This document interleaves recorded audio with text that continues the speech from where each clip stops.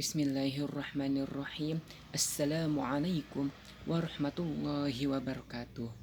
Alhamdulillah, sahabatku semuanya, kita bisa berjumpa lagi pada kesempatan kali ini. Semoga kita semuanya selalu diberikan kesehatan oleh Allah Subhanahu wa taala, dan yang sedang sakit kita doakan semoga dicepatkan sembuh seperti semula. Amin ya Allah ya rabbal alamin.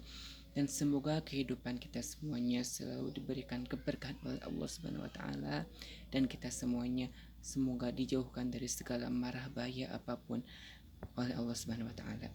Semoga kita semuanya dijauhkan dari segala marah bahaya apapun. Amin ya Allah ya rabbal alamin. Alangkah baiknya untuk mengawali pertemuan kita pada hari ini, kita awali juga dengan membacakan sholawat kepada Rasulullah Shallallahu Alaihi Wasallam. Semoga kita semuanya mendapatkan syafaatul uzma di yaumil qiyamah nanti. Amin ya Allah ya rabbal alamin. Sallallahu ala Muhammad, sallallahu alaihi wasallam, sallallahu ala Muhammad, sallallahu alaihi wasallam. Sahabatku semuanya, mungkin di antara kita pernah ada yang mengatakan kata-kata sumpah ataupun nazar. Ingat sahabatku semuanya, kita tidak boleh sembarangan mengucapkan kata sumpah ataupun nazar jika kita tidak sanggup untuk membuktikan sumpah kita, ataupun jika kita tidak sanggup untuk memenuhi semua nazar kita. Dalam kitab Fikih Lengkap Imam Syafi'i dijelaskan bahwa tidak sah sumpah kecuali atas nama Allah Subhanahu wa taala, salah satu namanya atau salah satu sifat zatnya. Contoh bersumpah dengan nama Allah dengan lafaz wallahi, tallahi, billahi, demi Allah, atau dan lain sebagainya. Maka ketika kita bersumpah dengan nama Allah, kita sah sumpahnya, dan tidak sah bersumpah selain dengan nama Allah. Barang siapa bersumpah akan menyedekahkan hartanya, dia tidak boleh memilih antara bersedekah atau membayar kifarat. Tidak sah sumpah yang diucapkan dengan bermain-main. Jadi ketika kita bersumpah ingin menyedekahkan harta kita, maka laksanakanlah sumpah kita, sedekahkanlah harta kita ketika kita bersumpah akan menyedekahkan harta kita. Dan tidak sah ketika kita mengatakan sumpah hanya untuk bermain-main. Tidak sah. Malah boleh jadi kita akan berdosa karena kita bermain-main dengan kata sumpah. Apalagi bermain-main kata sumpah dengan nama Allah, maka itu akan menjadi dosa bagi yang mengucapkannya.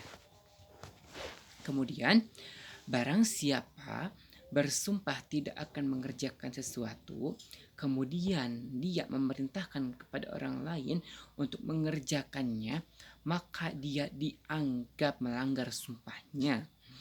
Barang siapa bersumpah akan mengerjakan dua perkara, kemudian mengerjakan salah satu di antara keduanya, maka dia tidak dianggap melanggar sumpahnya. Jadi ketika kita bersumpah untuk tidak mengerjakan sesuatu, tapi kita menyuruh orang lain untuk mengerjakan sesuatu tersebut, maka kita dianggap melanggar sumpah kita. Dan hati-hati jika kita bersumpah itu jangan sembarangan ya, hati-hati. Dan kemudian ketika kita bersumpah untuk mengerjakan dua perkara, kemudian kita hanya mengerjakan satu perkara saja, maka itu tidak dianggap melanggar sumpahnya. Jadi ketika kita mengucapkan dua perkara untuk dikerjakan dengan sumpah, tapi kita hanya mengerjakan satu perkara, maka itu tidak dianggap melanggar sumpahnya. Kemudian ada 3 pilihan untuk kafarat sumpah. Kafarat sumpah itu ketika kita mengatakan sumpah tapi kita tidak melaksanakannya, maka kita harus membayar kafarat sumpah.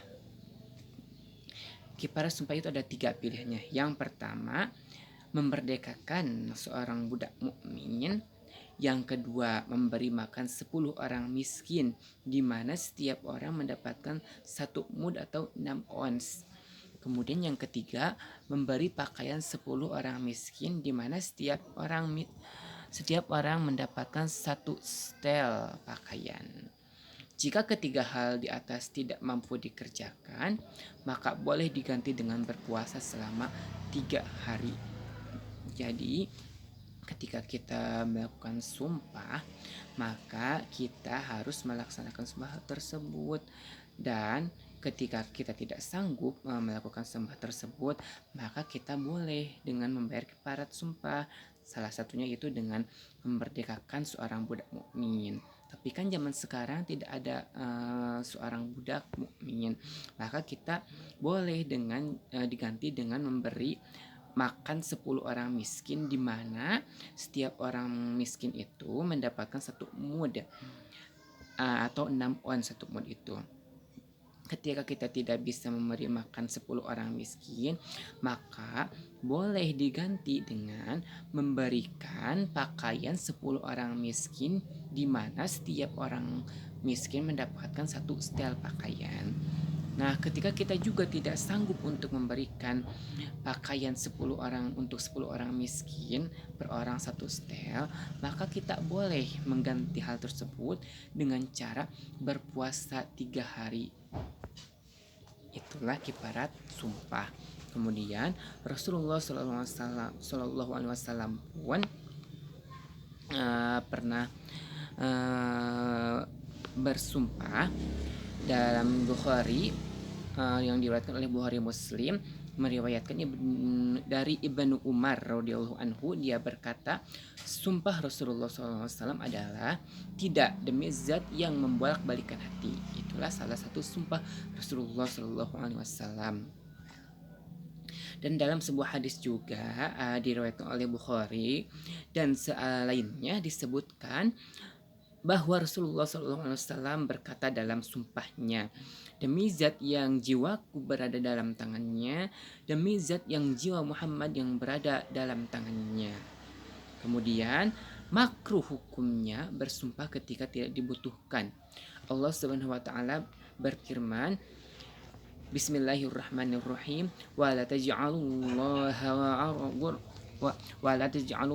uradatan li aymanikum an tabarru wa tattaqu wa tuslihu bainan nas, yang artinya, janganlah kamu jadikan nama Allah dalam sumpahmu sebagai penghalang untuk berbuat kebajikan, bertakwa, dan mengadakan islah di antara manusia. Al-Baqarah surat ayat ke-224. Ayat ke-224.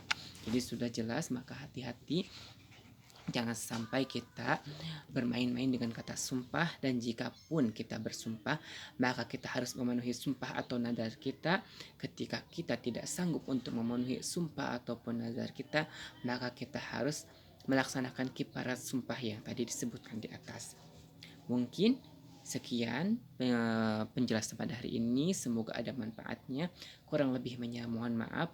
Semoga ada manfaatnya, khususnya bagi saya, umumnya bagi kalian yang menonton video ini. Wallahu muwaffiq ila aqwamit thoriq. Wassalamualaikum warahmatullahi wabarakatuh.